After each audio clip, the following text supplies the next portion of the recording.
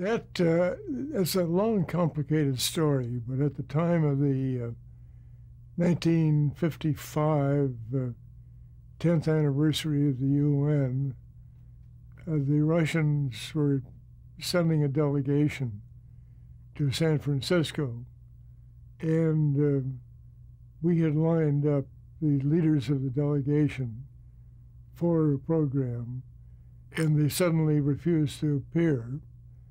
And the two people in Washington who had been negotiating, Ted Koop, the director of news in Washington, and Ted Ayers, the producer of the program, kept on their contact with the Soviet embassy.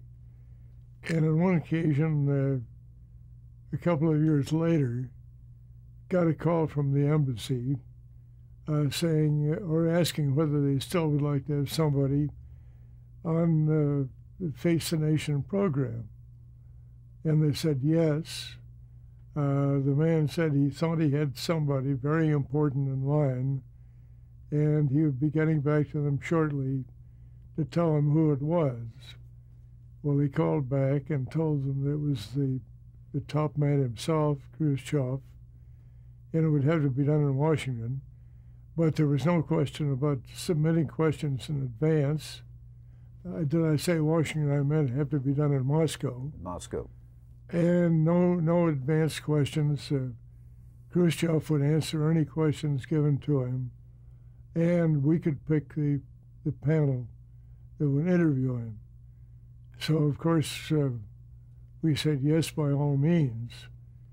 I went to the Program Plans Board, which is the top planning group for the television network, and explained that we had Khrushchev lined up for a Face the Nation and gave him the date, and also said that in view of the fact that we don't frequently have the head of a nation, the top governmental official, that in this case we probably ought to allow a full hour instead of a half hour.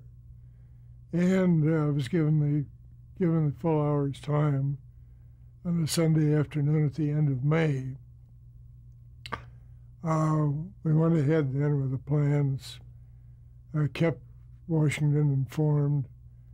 The crew went over. Dan Shore was there on the scene to appear on the interview team, and we used the then correspondent of the New York Herald Tribune as the interviewing group. And the show worked beautifully. We ran it on a Sunday afternoon, 5 to 6, I think. But the next morning, I got a curious call from Frank Stanton to come up to the boardroom immediately. Well, I went to the boardroom, and he had already called Irv Gitlin, our Director of Public Affairs, John Day, our News Director, Dick Salant, who was his private specialist on legal problems. And we sat there in a meeting, and those of us who had been involved couldn't understand what was negative about it. Stanton was frightened, apparently, that this might result in losses of licenses and great damage being done to CBS's reputation. We couldn't understand, but we had to go along with it. We worked all that day talking about it, what we might do about it. Those of us who were involved didn't think there was anything to do, but we decided that we had to meet again the next morning, Tuesday morning. Shortly after starting the meeting, there was a rap on the door, and Bill Lydgate, the number 2 man in the Earl Newsom Public Relations Agency, was there. And Lydgate came in, apparently at Stanton's request, and said in effect, "Why the long faces? You fellows are way ahead of the game. There's no reason building negative support positions here. What you want to do is take advantage of it all. And you ought to go ahead and do everything you can to exploit this advantage." So immediately the whole mood turned around, we decided to take out full-page ads on Wednesday morning in the New York Times, New York Herald Tribune, Washington Post, Chicago Tribune, and the LA Times, and to boast about our contribution to international relations and the government of the U.S. So we went together immediately to start writing the text, and went to the department in charge to start lining up the space, to buy the space in the newspapers. Well, Lydgate, when he came in, had turned this whole thing around. So now we were taking this as an advantage and not as a defeat. I was invited up to the office of Earl Newsom, whose firm was handling it, a couple of days later, asked what else we could do. I said, we have in our ranks the president of the National Press Club, Ted Koop. Let's line up a luncheon at the press club and bring Frank Stanton in to describe the position of CBS with respect to the Khrushchev affair. Lydgate thought it was great. We went to work on it. I called Koop, and it took some time before we got the affair set up, but Stanton was a great success. Then Lydgate asked whether there were any other ideas. Well, I had one more, and that is that Koop was also president of the Radio Television News Directors Association, and they gave an award each year to some person who had made a major contribution to the freedom of broadcast news. So I recommended that Stanton be offered that position. Fine, it was accepted by everybody. I went to Stanton. He was very cool about the whole thing. I think he was enthusiastic, but was afraid to take the position himself.